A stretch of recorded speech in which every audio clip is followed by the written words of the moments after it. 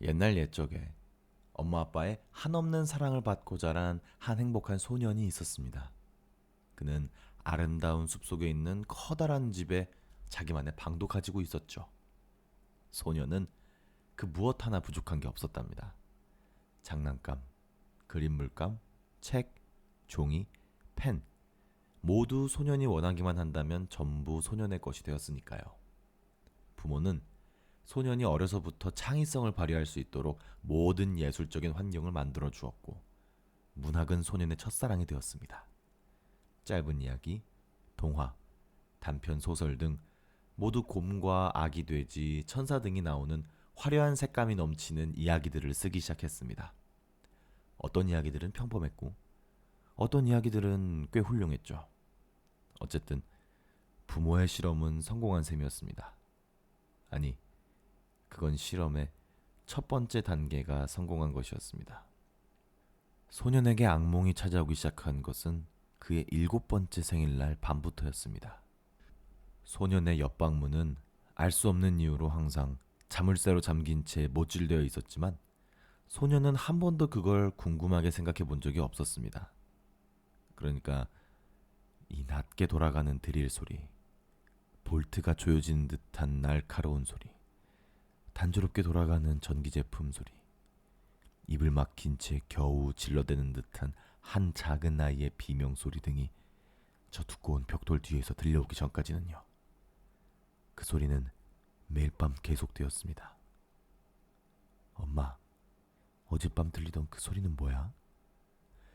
매일 밤 잠 못 이루는 길고도 절망적인 밤이 지나고 아침이 올 때마다 소녀는 늘 그렇게 물어보았습니다. 그러면 엄마는 항상 같은 대답을 했죠. 우리 예쁜 아들아, 그건 네 상상력이 너무 지나쳐서 너에게 장난을 치는 거란다. 아, 그렇구나.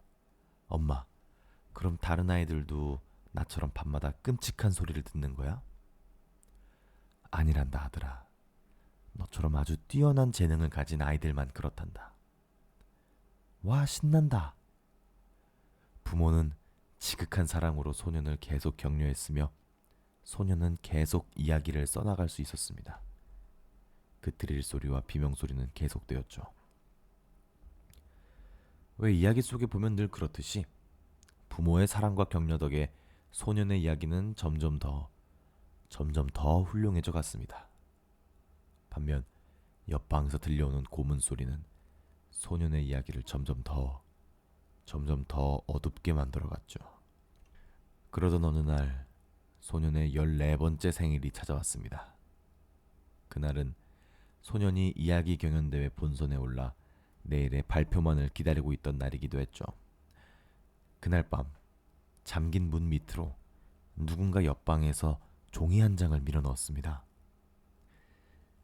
우리 부모는 지난 7년 동안 너한텐 사랑만을, 나한테는 고문만을 해왔어. 그 모든 것은 특별한 이유도 없는 그들만의 예술적인 실험이야. 이 실험은 아주 성공적이었지. 넌 이제 더 이상 밝고 따뜻한 이야기를 쓰진 않지. 그치? 마지막에는 사인이 있었습니다. 너의 형이. 이 종이에 쓰인 글씨는 모두 붉은 피로 쓴 거였습니다. 소녀는 방문을 도끼로 찍어 열었습니다. 방 안에는 부모님이 앉아서 미소를 짓고 있었죠. 아빠는 드릴로 뭔가를 고치고 있었고 엄마는 베개에 눌린 것 같은 아이의 목소리를 연기하고 있었습니다. 엄마와 아빠 사이에는 들통에 든 돼지피가 있었죠. 아빠가 그 종이 뒷면을 좀 보라고 말했습니다. 거기에는 소년이 아동문학 경연대회에서 1등상을 받게 된다는 소식이 적혀 있었죠. 그들은 모두 함께 웃었습니다. 실험의 2번째 단계도 성공적으로 끝난 셈이었죠. 그 일 이후 얼마 안 있어 그들은 다른 집으로 이사를 했습니다. 소년은 더 이상 그런 악몽을 꾸진 않았지만 어둡고 비틀린 이야기들을 계속 썼습니다. 소년은 부모님께 감사를 드렸습니다. 괴짜 같은 그들의 장난기 덕에 뛰어난 이야기를 쓰게 되었으니까요. 그 후로 몇 년이 흘러 소년의 작품이 처음으로 출판되었을 때 소년은 자신이 어렸을 때 살았던 그 집을 처음으로 다시 찾아가고 싶어졌습니다. 옛날에 살던 그 방에는 어렸을 때 가지고 놀았던 장난감, 그림 물감 등이 그대로 있었습니다. 그리고는 그 옆 방문을 다시 열었습니다. 거긴 역시 그대로 녹이 쓴 드릴과 자물쇠, 전기선 등이 흐트러져 있었죠. 소녀는 어렸을 때 그 엉뚱한 기억들을 생각하며 웃었습니다. 하지만 그 웃음은 오래가지 못했습니다. 거기엔 다 썩어버린 14살짜리 소년의 시체가 그대로 방치되어 있었습니다. 뼈는 다 부러지거나 불에 그슬려 성한 게 없었으며 형 시체의 손에는 피로 쓴 이야기가 하나 있었습니다. 소년은 그 이야기를 읽어 내려갔습니다. 상상조차 하기 힘든 끔찍한 상황 속에서 형이 썼던 이야기는 놀랍게도 그가 이 세상에서 본 가장 따뜻하고 감동적인 것이었습니다. 소년은 알았습니다. 형이 쓴 이야기는 자신이 쓴 그 어떤 이야기보다도 훌륭했고 앞으로도 자신은 영원히 다가설 수조차 없는 걸작이라는 사실을.